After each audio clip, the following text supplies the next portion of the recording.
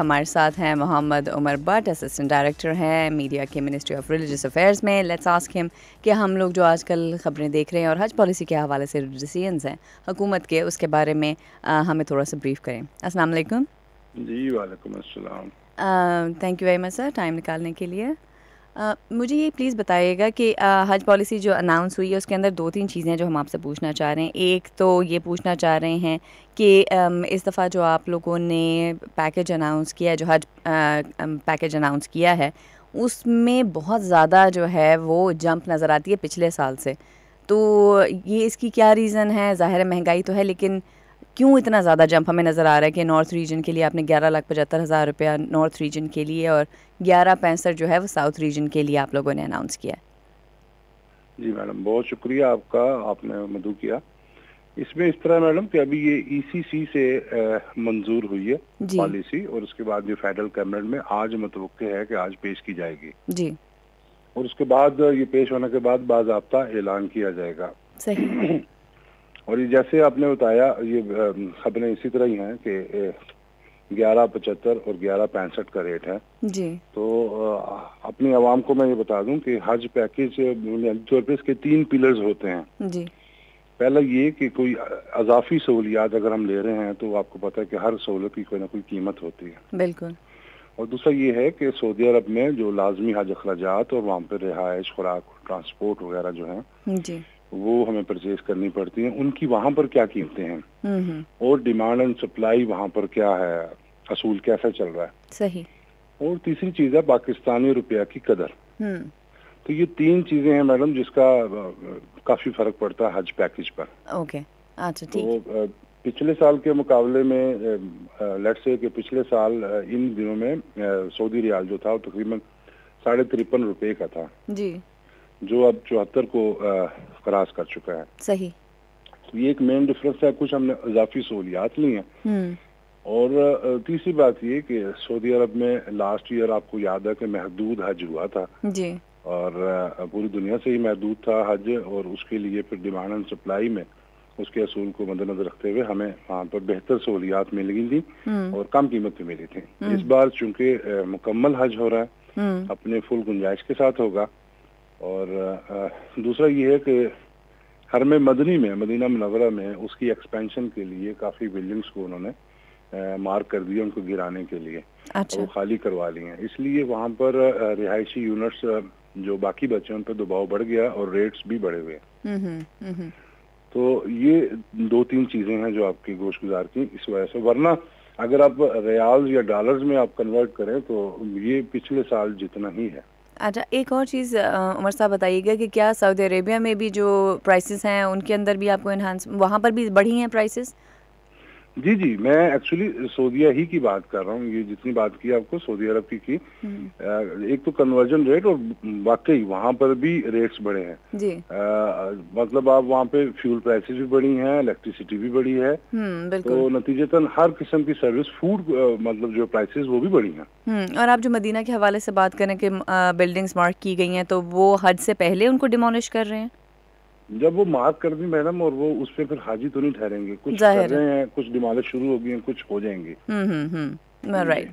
अच्छा, और दूसरा ये है कि इस दफ़ा हम लोगों को एक और जो चीज़ जो कि वो नज़र आ रही, क्योंकि ज़ाहिर है हमारी इकोनॉमिक जो सिचुएशन चल रही है उसमें हम ज़र मुबादला को अपने कॉम्प्रोमाइज़ नहीं करना चाहते, तो उसके हवाले से हम लोगों ने देखा कि हमें जो कोटा इस दफ़ा मिला है 179,120 का जो हज का कोटा मिला है, उसमें कहा यह जा रहा है कि जी 50% को बाहर से फाइनेंस कराया जाएगा, इसका आउटसोर्स किया जाएगा फाइनेंसिंग को। इसका क्या मतलब है? जी मैम, इस तरह है कि 179,210 ये कोटा है हमारा मुल्की, और इसमें से बिल्कुल आपने ठीक कहा 50% जो है वो स्पॉन्सरशिप हज स्कीम के लिए मुतारिफ कराया गया है।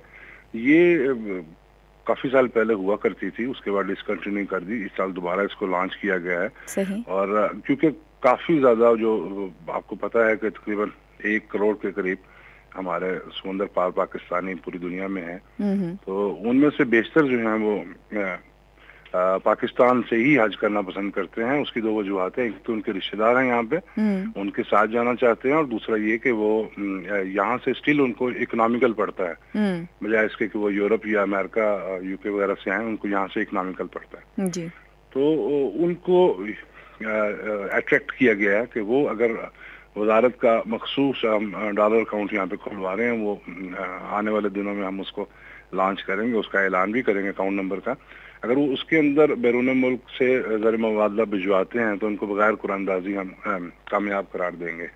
अच्छा अच्छा। और वो अपने लिए भी कर सकते हैं या पाकिस्तान में मौजूद अपने रिश्तेदारों या दोस्त अहबाब के लिए भी भिजवा सकते हैं, या मिक्स, मतलब ये मिसाल के तौर पर एक बंदा बाहर है, वो अपने पैसे भी भिजवा रहा है और अपने माँ बाप के लिए या कोई रिश्तेदार के लिए जो पाकिस्तान में मौजूद है, इस तरीके से 5-6 बंदों के लिए भी वो भिजवा सकते हैं। अच्छा अच्छा, यानी कि वो फिर यहाँ पर भिजवा के और आप लोग यहाँ से फिर उसको फैसिलिटेट कर देंगे। जी जी जी। जो हमारे समुंदर पार ये जो पाकिस्तानी होते हैं, जो वो वहाँ से हज कर रहे होते हैं, वो उसका क्या तरीक़ेकार होता है?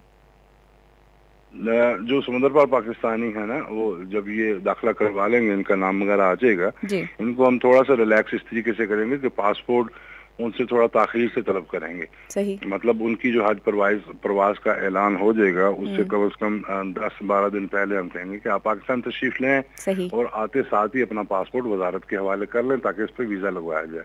और इसी असना में वो हाजी कैंपों के थ्रू अपनी वैक्सीन और अपनी लाजमी जो हज तरबियत है वो हासिल कर लें। और रवानगी से 2 दिन पहले इनको हाजी कैंप से दोबारा मतलब इनके पासपोर्ट, वीज़ा, टिकट वगैरह दूसरी चीज़ें मिल जाएंगी और ये फिर सऊदी अरब की तरफ फ्लाई कर सकेंगे। अच्छा, वो यहाँ पर आएंगे और उसके बाद फिर उनकी जो अच्छे बेसिक जो तरबियत आप लोग दे रहे होते हैं, क्योंकि मैंने देखा है कि बहुत सारे जो हाजी जा रहे होते हैं, हमारे लोग वहाँ पे जाकर इसीलिए थोड़ा सा परेशानी का शिकार भी होते हैं, क्योंकि वो जो आप लोग हज तरबियत जो तरबियती कैंप होता है उसको वो प्रॉपर्ली अटेंड नहीं करते। कितने दिन के लिए ये तरबियती कैंप होता है? मैडम, तरबियत हम 3 लेयर्स में करवाते हैं। पहले डिस्ट्रिक्ट लेवल पर जी, उसके बाद तहसील पे, फिर मतलब ये जिले की सतह पर, उसके बाद फिर हाजी कैंपों की सतह पर। 10 हाजी कैंप है हमारे जी, जो हमारे पॉइंट ऑफ डिपार्चर्स हैं, जहाँ से हमारी हज परवाजें रवाना होती हैं, वो 10 हैं।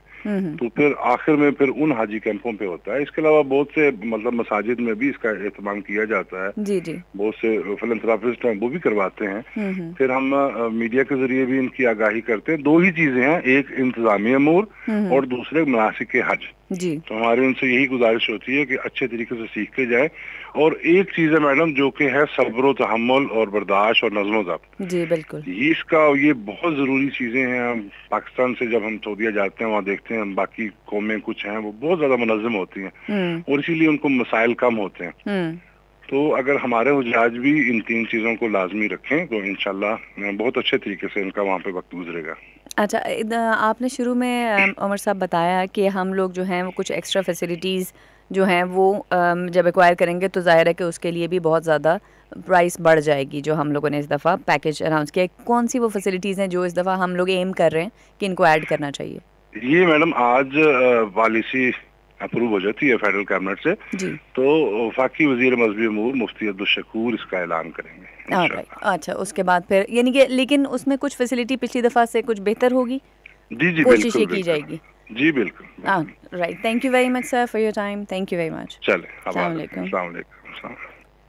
ऑलराइट, ये थे मोहम्मद उमर भट्ट साहब, असिस्टेंट डायरेक्टर हैं मिनिस्ट्री ऑफ रिलीजियस अफेयर्स में। उन्होंने कुछ चीज़ें जो कि बेसिक हम लोगों के जहन में कुछ सवाल आ रहे हैं, आज ज़ाहिर है कि इसके अंदर क्लैरिटी आएगी। वफाकी काबीना का जब हज पॉलिसी जब वहाँ पेश होगी, अगर मंजूरी हो जाएगी और उसके अंदर अगर कुछ चेंजेस नहीं की जाती हैं या की जाती हैं, तो उसके बाद जो वफाकी वज़ीर हैं मजहबी अमूर के, जैसे उन्होंने बताया, मुफ्ती अब्दुल शकूर, वो इसका ऐलान करेंगे and then will know in detail के एक्चुअल क्या होने जा रहा है। Alright, I hope that was a little bit helping कि हम लोगों के जहनों में बहुत सारे सवाल होते हैं जो लोग इस दफ़ा हज पे जाना चाहते हैं। अब उन्होंने एक और चीज़ भी बिल्कुल क्लियर कर दी, जो कि आई थिंक कि मैं जब बहुत सारे लोगों से जब बात कर रहे थे हम लोग, तो उन्होंने कहा कि जी ये फ़ाइनेंसिंग का क्या मतलब है, क्या वहाँ से लोग फ़ाइनेंस यहाँ भी कर सकते हैं?